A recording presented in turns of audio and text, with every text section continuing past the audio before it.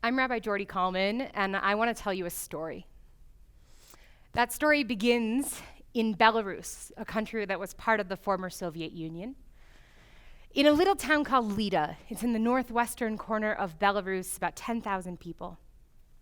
And when I was in my first year of rabbinical school, I had the opportunity to travel around Belarus to different Jewish communities to celebrate Passover, the Jewish holiday that commemorates a redemption from slavery and freedom from the Egyptians. So as I traveled with a classmate of mine, we had the opportunity to go to Lida, this little town, and lead a Passover Seder, a Passover service. So we were told that as we approached Lida, we would have time to meet with the community leader, get ourselves settled, make a plan for the experience. So we arrived at the community center, at which point Andre, the community leader, greeted us and said, "Great, you're here, let's get started." No plan, no time, let's do it. So we walk into a room with the table set, maybe 20, 30 people clustered around these little tables, and they begin to clap. And I'm looking around, trying to figure out who they're clapping for, until I realized it was for us, it was for me. They felt they had guests of such great importance. So we settled in and we began our Passover Seder, which is rich with different traditions and rituals and culture and customs. One of them is that we sing a song called Dayenu. Dayenu means it would have been enough. It would have been enough had God just redeemed us from slavery. But we got more. It would have been enough if any of these things had happened, but we got all of them. And so we sing every year, same tune, Dayenu, Dayenu, Dayenu, Dayenu, Dayenu, Dayenu. So we started to sing, as you do on Passover, and they said, wait. Couldn't imagine what we'd done wrong. But someone goes to the corner to like a 1991 big boombox and starts to play this same Dayenu, but with a remix to it, a party club beat behind it. We keep going with our Seder, which includes 4 cups of wine. We drink 4 cups of wine in different prescribed moments that have different meanings and symbols associated with them. And while I'd been in the country about 5 days at this point, and I was pretty sure I was fluent in Russian with my 7 words, I could say spasiba, thank you, and pajalusta, you're welcome. I couldn't quite translate for myself, so we had a translator with us. And at one point in the Seder, one of the community members starts to nudge him and explains something in Russian that looks to me as very important. And the translator leans over to me. He said, "They know there are 4 cups of wine. We've only had 2. Can they drink the other ones? They want to drink the other ones." We continued on with our Seder, and as it came to a close, Andre, our community leader, leaned to our translator and spoke to him and said, "I know about the Jewish Music Festival in Minsk, in the capital. That's tomorrow. And they had heard that I would be singing in it. But Minsk was many hours away, and it was a bit of a trip. And with the economic crisis in Belarus, no one in the community had enough money to go. They said, we can't go, we can't be there, but we know you're gonna sing. Would you sing for us? Just a little bit?" And I wasn't gonna say no. So of course we rearranged the room and they put me in a corner. And this sweet older Belarusian man comes and stands beside me and he says, in all of his English words, "Okay, now you sing." And so I sang. And I finished singing the piece I'd be singing the next day, and they said, "More." I said, "Okay, well, I know someone else is singing this," so I sang another piece, and they said, "More." And I started singing anything I can think of to sing because it was thrilling them and bringing such joy to the room.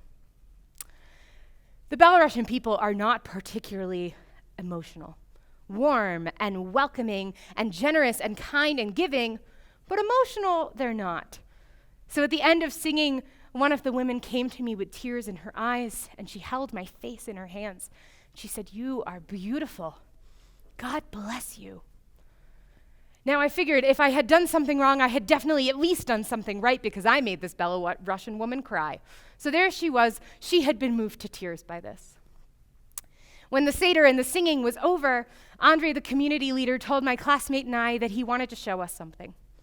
So out we went to the parking lot, Andre and the translator and my classmate and myself, and all 4 of us crammed into this little car that used to be used as a military vehicle and had 1 door. So all 4 of us climb into the car, and they start to drive. And it occurs to me on this drive, I have no idea where we're going. Not a clue. But they start to bring us into this forest. They drive off the main road, pull into a forest, and there's nothing around. And I start to get just a touch nervous. And then they say, okay, get out, middle of the forest.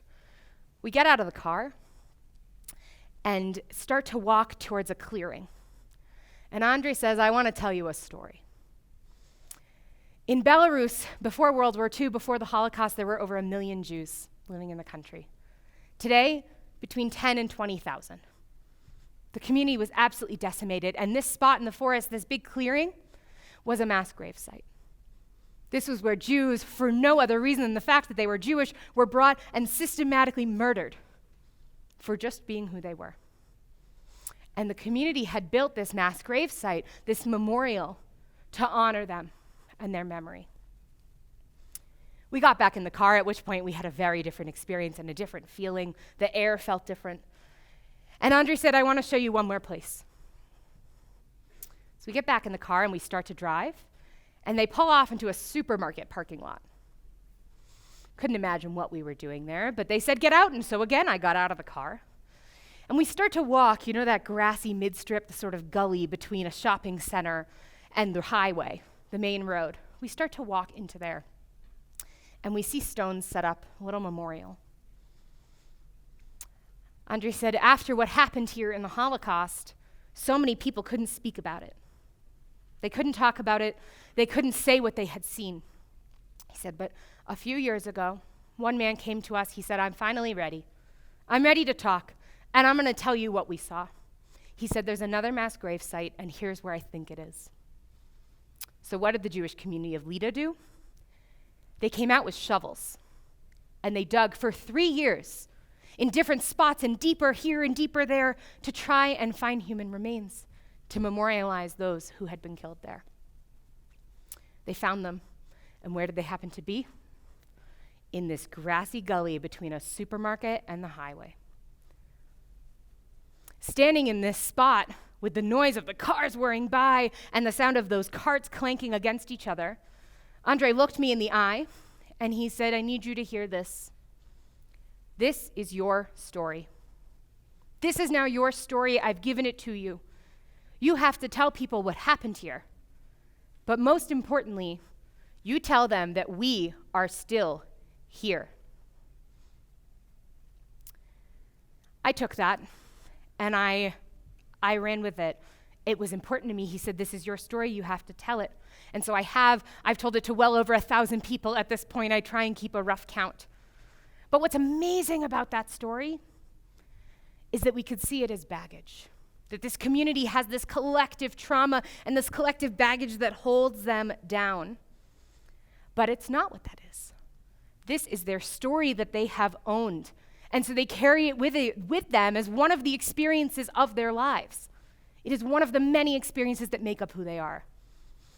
Our stories, even if they are wrought with negativity and trauma and things that are difficult, they're not baggage.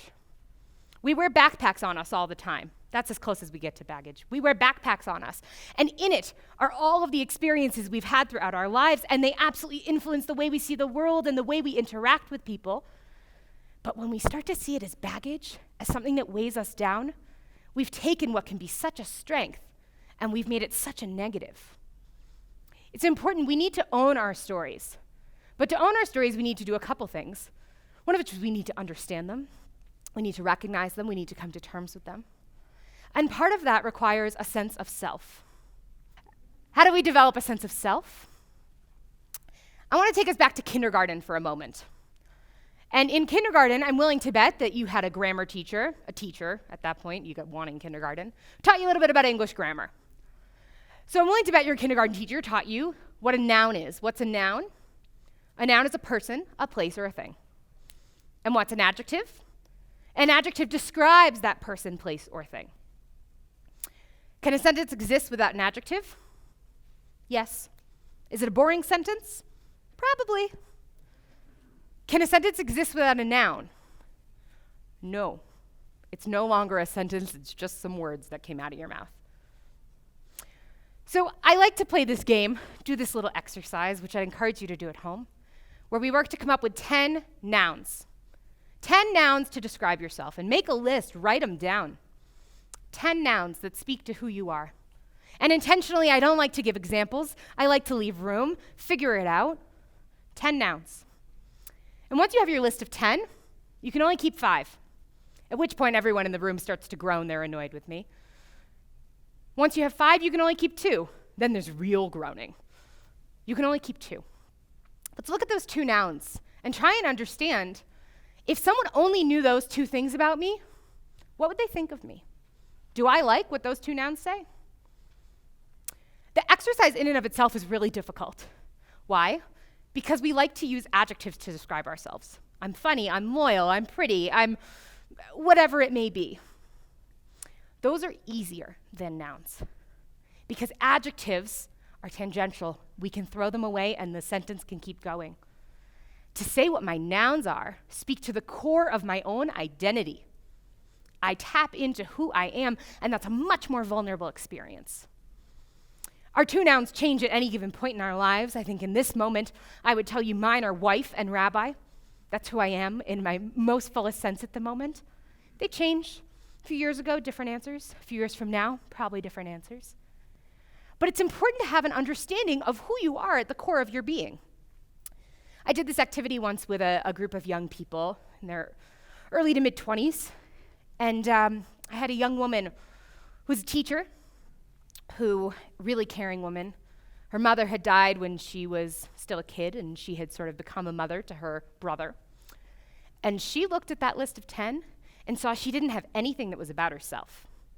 It was all about the ways she related to other people and did for other people. Big wake up.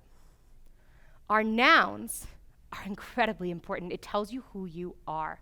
And to begin to have an ability to own your story and have a sense of self, you need to explore what those nouns are. And I argue, if you walk out into the world and you don't know what those nouns are, you have given the world permission to put them on you because you aren't reflecting them out. Our nouns are incredibly important. This is how we develop that deep sense of self. This is how we begin to acknowledge what our stories even are so that we can begin to own them, so that we can look at an experience that was terrible and horrible and say, I'm going to own it. I'm going to carry that story with me, and that story is going to be fuel to push me forward. It's not baggage that weighs me down. It's the fuel that pushes me forward into something better. This is how we start to do it. It's your story. It's not baggage. Own it. It's who you are. Thank you.